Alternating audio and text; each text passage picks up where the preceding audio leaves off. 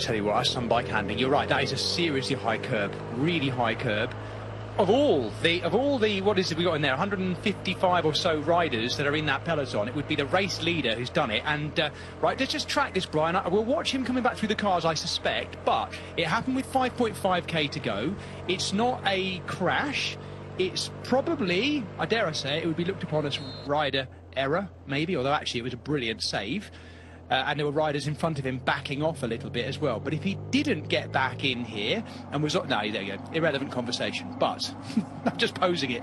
You're right, though, Brian. He is ripping his way back in. Understandably, I guess. Yeah, he's outside the 5K zone there, just about. And we've got 5K zone, the sprint zone. So... But he made it hard for himself to come back, made a big effort. He was giving signs in the run-in that he was absolutely dead after the effort yesterday. But, yeah, it's full on now at the front of the peloton. This is the run-in towards the finish. We do have that kind of loop-to-loop just on inside 2 kilometres to go. But this is going to be nail-biting stuff now. Even Mace Block's team now are chasing Picnic Post-NL, their Devo team. Don't think they've been caught yet, though, Brian, have they? No, they haven't. 10 seconds still, 3.7 to go. But this isn't a chase. This is the kind of lead out. It's almost kind of starting now. So Hagens, Berman, Jayco. My suspicion, as I rudely interrupted earlier, is that this will be about Jed Smithson, the young Brit. Watch out maybe for Ben Wiggins to be leading him out and piloting him into position. Those two know each other well, 20 and 21 years of age. Ben Wiggins, of course, I shouldn't have to say, but son of Bradley Wiggins. Yeah, seen too much of him and Jed Smithson yet in this race, but it's only day 2. Lots of opportunities for them.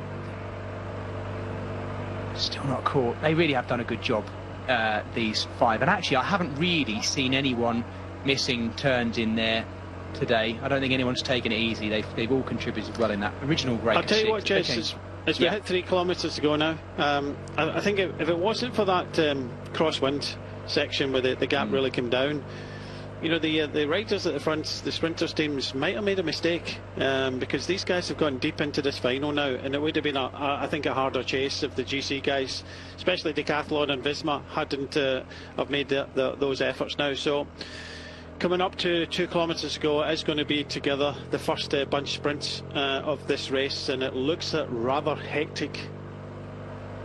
Goodness, it does. Yep, it is Bahrain Victorious, who have 2 or 3 riders now on the front. Seth Dunwoody, the Irishman, stage winner last year, looked good yesterday, just outside the top 10.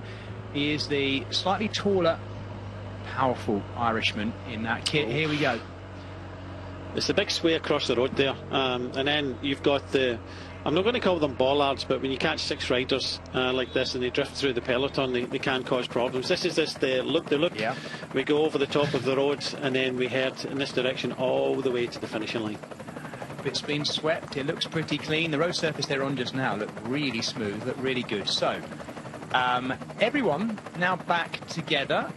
Brian mentioned the split in the crosswinds earlier. That was sewn up as well, so we should have all of the 162 riders in here who started the day today. Haven't seen anything of it.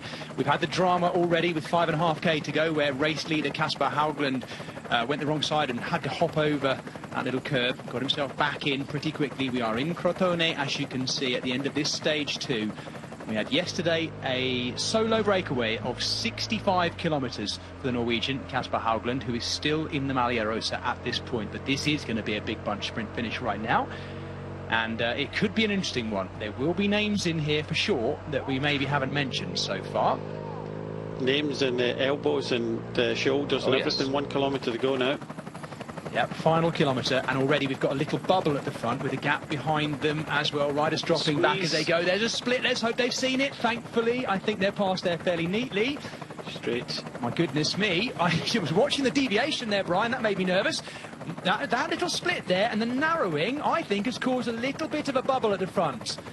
When we see the shot from the front, we should get an indication of who has made it. Here they are. Well, for goodness me, they are spread wide. It is still, by the looks of it, Drali Repsol in the middle, who have one rider left. They peel off as well, and it's still Trevigiani seeing if they can try and get Riccardo Fabro into good position. It is close. The red jersey, of course, being worn by Fratelli.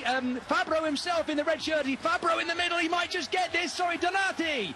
It is Davide Donati in the red jersey. I think Fabro was there. My goodness me. But Donati, in the end, having time to get his hands up. I wouldn't mind seeing that from on high, because watching it all from in front there was a bit tricky.